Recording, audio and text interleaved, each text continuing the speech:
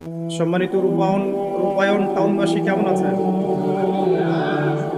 রাসূল সাল্লাল্লাহু আলাইহি ওয়াসাল্লাম বলেছেন, যখন ফজরের ওয়াক্ত হয় তখন তোমরা শুনবে মোরগ ডেকে ওঠে না? নবী সাল্লাল্লাহু আলাইহি ওয়াসাল্লাম বলেছেন, মোরগ কেন ডেকে ওঠে তোমরা কি জানো? সাহাবীরা বলছেন, আল্লাহ এবং তার রাসূল ভালো জানেন। নবী সাল্লাল্লাহু আলাইহি ওয়াসাল্লাম বলছেন, এই মোরগ আল্লাহ পাকের রহমতের ফেরেশতাদেরকে দেখতে পারে। অতএব তোমরা তখন এই দোয়া পাঠ করো, আল্লাহুম্মা ইন্নী আসআলুকা মিন ফাদলিক। কি দোয়া? আল্লাহুম্মা ইন্নী আসআলুকা মিন ফাদলিকা। এই দোয়াটা পড়বেন সকালবেলা। তো যে রহমতের ফেরেশতা একটা মোরগ দেখতে পাচ্ছে, আমি দেখতে পাচ্ছি না, তাহলে আমার দৃষ্টির সীমাবদ্ধতা জানান দিচ্ছে একটা মোরগ। আবার আমাদের সবার দেহে আছে আত্মা বা রূহ। নবীকে প্রশ্ন করা হয়েছিল, ইয়াসআলুনাকা আনির রূহ, তারা তোমাকে রূহ বা আত্মা সম্পর্কে জিজ্ঞেস করে। কুলির রূহু মিন আমরি রাব্বি, বলে দাও রূহ বা আত্মা হচ্ছে তোমার রবের আদেশ মাত্র। ওমা উতিতুম মিনাল ইলমি ইল্লা কলিলা, এই রূহ সম্পর্কে তোমাদেরকে বেশি জ্ঞান দেয়া হয় নাই। আমরা ঘুমাই, আমাদের দেহ থেকে আত্মা প্রস্থান করে সাময়িকভাবে, আমরা কিন্তু আত্মাকে দেখতে পারি না। যে মানুষ তার দেহের মধ্যে থাকা আত্মাকেই দেখতে পারে না, তার দৃষ্টিভঙ্গি কত সংকীর্ণ এটা কি বোঝার অপেক্ষা আছে? এই গেল আমাদের দৃষ্টি সীমাবদ্ধতা। তাই ফেরেশতারা এই জায়গায় ঘিরে রেখেছেন, এটা আমরা বিশ্বাস করবো ইনশাআল্লাহ তাআলা। আর আমাদের সবার সাথেই দুজন করে ফেরেশতা আছেন। কয়জন ভাই? আর একটা করে শয়তান আছে। কয়টা শয়তান? কিছু কিছু মানুষের সাথে অবশ্য একাধিক শয়তানও থাকতে পারে, তবে নর্মালি একটা মানুষের সাথে একটা করে শয়তানই থাকে।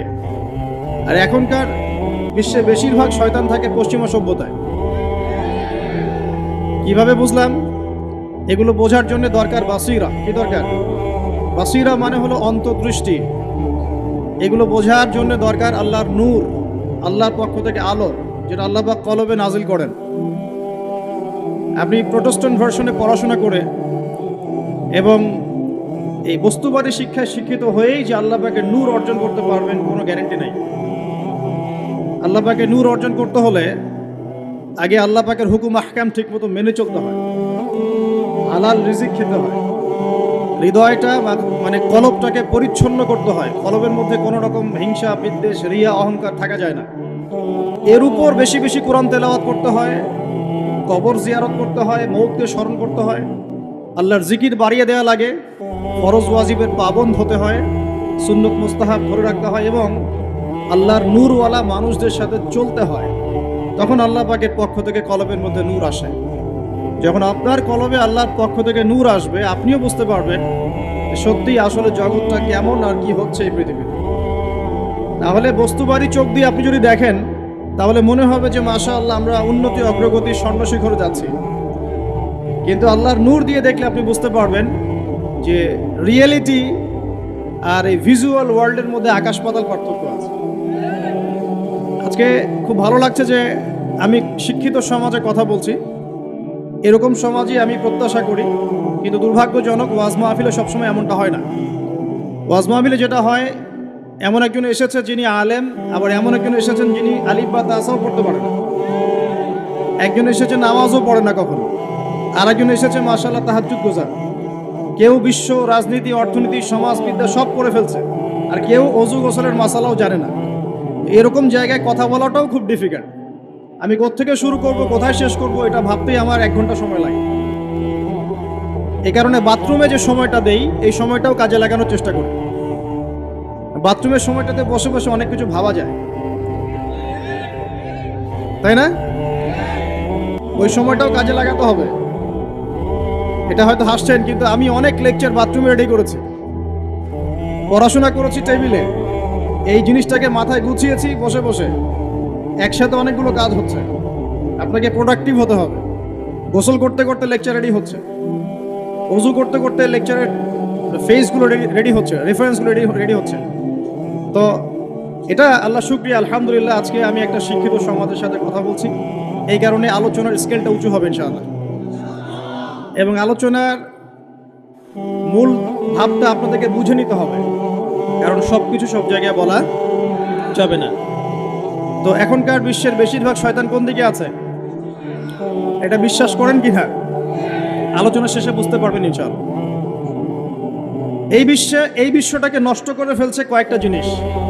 এক নাম্বার বস্তুবাদিতা, মানে মেটেরিয়ালিজম। বস্তুবাদিতা কি জিনিস? মানুষের জীবনের লক্ষ্য এই দুনিয়াকে করে নেওয়া, বাড়ি গাড়ি টাকা পয়সা স্ট্যাটাস। একটা ফ্ল্যাট কিনেছি, আমার লাইফ সাকসেস। ফ্ল্যাট কিনেছি, একটা আরেকটা লাগবে। কবে আমি এই সিটির একটা ফ্ল্যাটের মালিক হব, কবে আমি একটা বিল্ডিংয়ের মালিক হব, কবে আমি একটা ভালো জব পাবো, কবে আমি একটা বড় গাড়ি কিনবো। এক্স করোলা কিনেছি, চলছে না, BMW লাগবে। বাজাজ সিটি 100 গাড়ি চালাচ্ছি, চলবে না, আমার কি লাগবে? R15 লাগবে। একটা ব্যবসা খুলেছি, ভালোই চলছে, না হচ্ছে না, আরেকটা লাগবে। একটা প্রজেক্ট চলছে না, আরেকটা লাগবে। এতটুকু ক্ষমতা পেয়েছি, আমি সন্তুষ্ট হচ্ছি না, আরো লাগবে। এই যে চাই চাই আরো চাই, এই যে দুনিয়া দুনিয়া এবং দুনিয়া, এই কনসেপ্টটার নাম হচ্ছে বস্তুবাদিতা।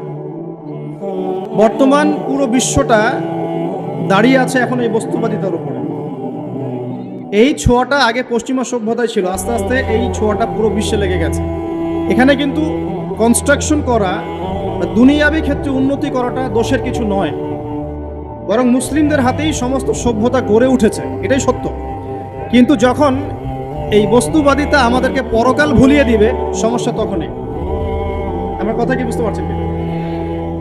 বিল্ডিং করতে কোনো সমস্যা নেই, ফ্ল্যাট কিনতেও কোনো সমস্যা নেই, ব্যবসা করতে কোনো সমস্যা নেই, BMW চালান আপনি, কোনো সমস্যা নেই। কিন্তু এগুলো যদি আপনাকে পরকাল ভুলিয়ে দেয়, দুনিয়ার পূজায় ব্যস্ত রাখে, তখন সমস্যা। দুর্ভাগ্যজনক হচ্ছে আমরা এখন এই পূজায় মোটামুটি লিপ্ত হয়ে গেছি, ইচ্ছায় হোক অনিচ্ছায় হোক। ঢাকা শহরে ফ্লাইওভারের উপর দাঁড়াবেন, আপনি দেখবেন মানুষ ছুটছে আর ছুটছে, সকাল থেকে একদম ফজর থেকে শুরু করে রাত 12টা 1টা। এখানে তো রাত হয় না, সব দিন। আর নবী সাল্লাল্লাহু আলাইহি ওয়াসাল্লাম শেষ জামানার হাদিসগুলোর মধ্যে বলেছিলেন যে যখন মানে ছেলে মেয়ের পোশাক পরবে, মেয়ে ছেলের পোশাক পরবে, যখন আনতালিদা লামাতু রাব্বাতুহা, মানে দাসী তার মনিবকে জন্ম দিবে। দাসী মনিবকে জন্ম দেওয়ার একটা ব্যাখ্যা উলামায়ে কেরাম এমনটাও করেছেন, সমাজে ন্যায় অন্যায়, হক বাতিল, সত্য মিথ্যার যে মানদণ্ড, এটা উল্টে যাবে। ন্যায় হবে অন্যায়, অন্যায় হবে ন্যায়। আমানতদার ব্যক্তিকে বলবে খেয়ানতকার, খেয়ানতকার ব্যক্তিকেই বলবে আমানতদার। সত্য হবে মিথ্যা, মিথ্যা হবে সত্য। হক হবে বাতিল, বাতিল হবে হক। সাদা হবে কালো, কালোই হবে সাদা। দিন হবে রাত, রাত হবে দিন। এখন ঢাকা শহরে রাত হয়ে গেছে দিন, আর দিন হয়ে গেছে বহু যুবক যুবতীর জন্য রাত। এখন বাজে 12টা, আমাদের শহর অ্যাক্টিভ, মাশাআল্লাহ। আমাদের শহর ঘুমাবে 4টায়, 4টায় ঘুম উঠবে জোহরের নামাজের আগে। লাঞ্চ করে না এখনকার মানুষ, ব্রেকফাস্টটাই লাঞ্চ। তো আনতালিদা লামাতু রাব্বাতুহা এর গভীর ব্যাখ্যা আছে। আল্লাহ পাকের হালালকে এই বস্তুবাদী সভ্যতায় হারাম করা হচ্ছে, এবং আল্লাহ পাকের হারামগুলোকে হালাল করে নেওয়া হচ্ছে। আমরা এই দর্শনটা পেয়েছি পশ্চিমা দর্শন থেকে। পশ্চিমা সভ্যতায় প্রথম সারা বিশ্বে এই বস্তুবাদিতা ছড়িয়ে দিয়েছে। এটা একটা ভয়ঙ্কর জিনিস, যেটা আপনাকে পরকাল থেকে ডিমোটিভেটেড করছে। আপনাকে মূল যে গোল, আমার জীবনের যে মূল লক্ষ্য, সেই লক্ষ্য থেকে এই বস্তুবাদী আকীদাটা আপনাকে সরিয়ে দিচ্ছে। কিভাবে আমি বোঝাচ্ছি। আল্লাহ পাক কয়েকটা অ্যাম্বিশন দিয়ে পাঠিয়েছেন দুনিয়াতে আমাদেরকে। তার মধ্যে প্রথমটা হচ্ছে সূরা জারিয়াত আয়াত নাম্বার 56। এটা প্রথম। কি এটা? আল্লাহ পাক বলছেন, ওয়ামা খালাকতুল জিন্না ওয়াল ইনসা ইল্লা লিয়াবুদুন, বা'দা আউযু বিল্লাহি মিনাশ শাইতানির রাজিম, ওয়ামা খালাকতুল জিন্না ওয়াল ইনসা ইল্লা লিয়াবুদুন। আল্লাহ পাক আপনাকে আমাকে প্রথম যে দায়িত্ব দিচ্ছেন সেটা হচ্ছে এই, আমি মুসলিম, আমি নারী হই, পুরুষ হই, যুবক হই, যুবতী হই, যেই হই না কেন, আল্লাহ পাক আমাকে বলছেন, ওয়ামা খালাকতুল জিন্না ওয়াল ইনসা ইল্লা লিয়াবুদুন। দেখো, আমি জিন আর মানব জাতিকে শুধুমাত্র আমার ইবাদত করার জন্যই দুনিয়ায় পাঠিয়েছি, আর কোনো কারণ নাই। এই যে আল্লাহ পাক আমাদেরকে 60 বছর 70 বছর আয়াত দিয়েছেন, একটা কারণ, অনলি একটা, ইল্লা লিয়াবুদুন, যাতে আমরা আল্লাহর ইবাদত করতে পারি। আবার বোঝেন, আল্লাহ পাক আমাদেরকে দুনিয়াতে শুধু তার ইবাদত করতেই পাঠিয়েছে। আল্লাহ পাক এখানে একটা পরীক্ষায় ফেল করেছি, হতাশ হয়ে আত্মহত্যা করতে পারেন নাই। আল্লাহ পাক এখানে একটা মেয়ের পিছনে ঘুরে জীবন নষ্ট করতে পারেন নাই।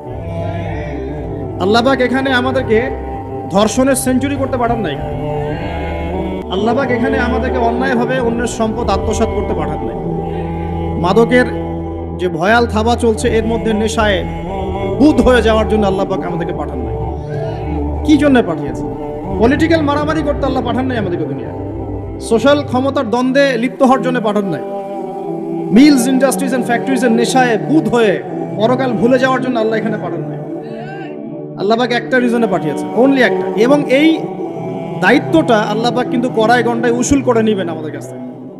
ভাববেন না আল্লাহ পাক এই পুরো মহাবিশ্ব খেলার ছলে সৃষ্টি করেছেন, এমন নয়।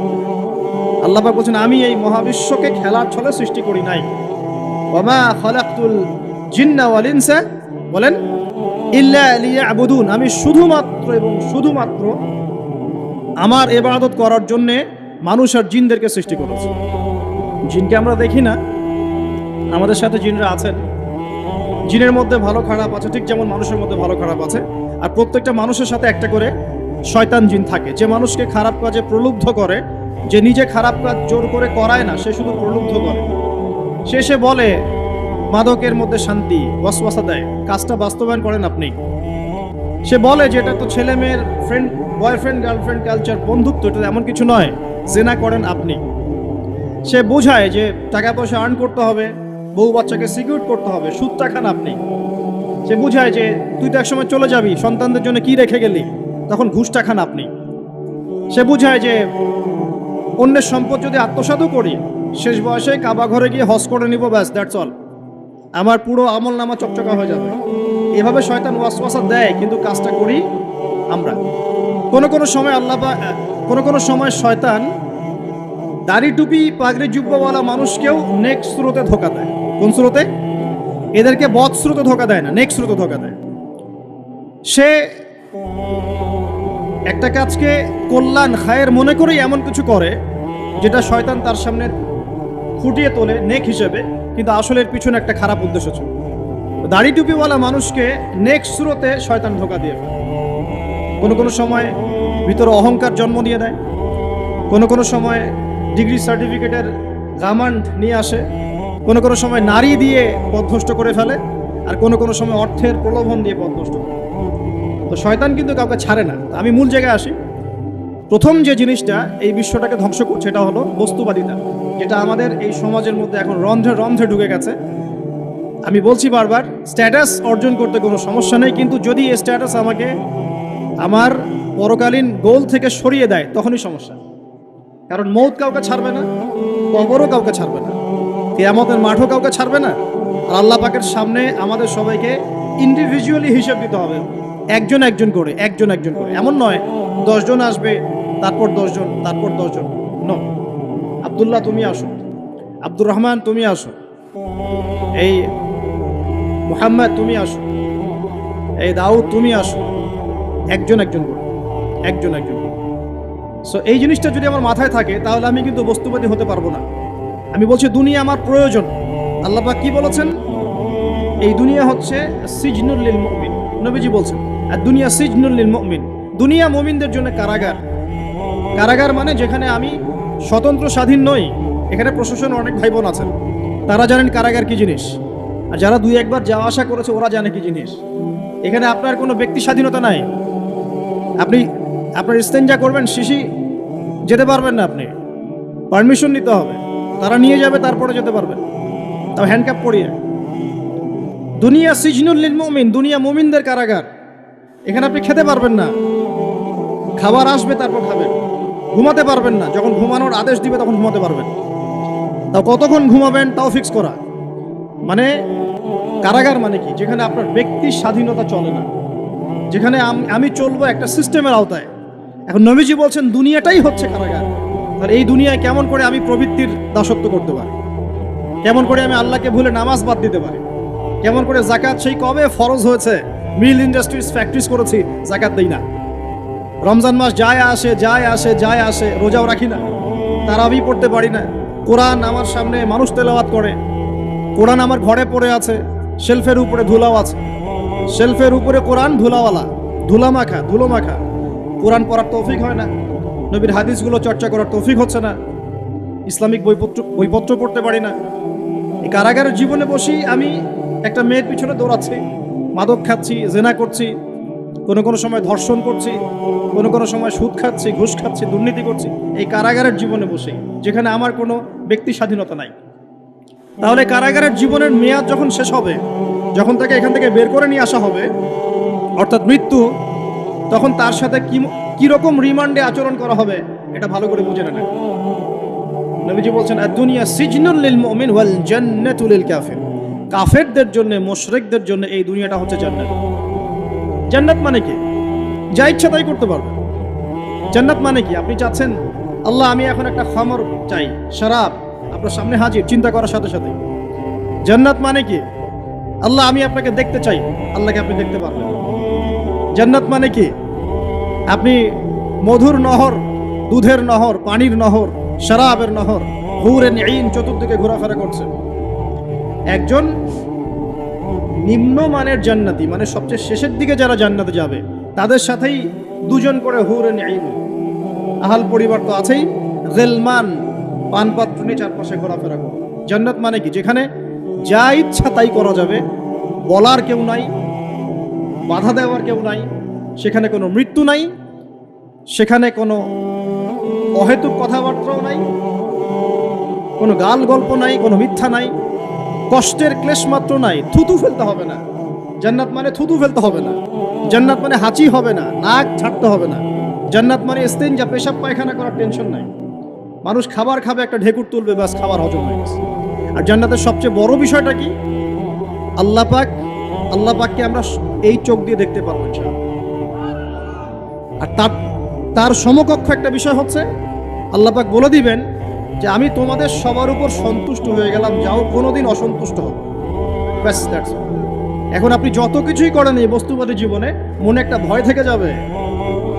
আপনি বিশ্ব নেতা হয়েছেন, বড় শিল্পপতি হয়েছেন, পলিটিশিয়ান হয়েছেন, ইকোনমিস্ট হয়েছেন, মনে একটা ভয় থেকে যাবে যে মরতে আমাকে হবেই, আল্লাহ আমাকে ধরবেই, হিসেব আমাকে দেওয়া লাগবেই, কবরে আমাকে একাই যাওয়া লাগবেই, আমাকে কিয়ামতের মাঠে দাঁড়াতে হবে আল্লাহর সামনে। মনে একটা ভয় কাজ করে, যদিও বাইরে মানুষ দেখায় যে কোনো ভয় নাই। মানুষ বাইরে অভিনয় করে, মানুষ সমাজের মানুষের সাথে বাইরে একটা অভিনয় করে। কোনো ক্ষেত্রে আমরা নিজেরাই নিজেদের সাথে অভিনয় করি। কথা সাহিত্যিক হুমায়ুন আহমেদের নাম শুনেছেন? ইন্তেকাল করেছেন। একটা সময় ছিল আমরা স্কুলে পড়তাম, কলেজে পড়তাম, মাঝে মাঝে টুকটাক এ ধরনের কিতাব, বইপত্র পড়া হয়েছে। হিমু, মিসির আলী এইসব পড়া হয়েছে। শরৎচন্দ্র, বঙ্কিমচন্দ্র, রবীন্দ্রনাথ, নজরুলের কবিতাগুলো, ইভেন শেক্সপিয়ার, অ্যাডাম স্মিথ সহ, যিনি অর্থনীতির জনক। যাই হোক, তিনি তার বইয়ের মধ্যে লিখেছিলেন যে এই পুরো দুনিয়াটা হচ্ছে অভিনয়ের মঞ্চ। কথা সাহিত্যিক তিনি বলছেন তার মতো করে, এই পুরো দুনিয়াটাই অভিনয়ের মঞ্চ, আর আমরা সবাই নিজ নিজ জায়গায় অন্যের সাথে অভিনয় করছি। কোনো ক্ষেত্রে আমরা নিজেরা নিজেদের সাথে অভিনয় করছি।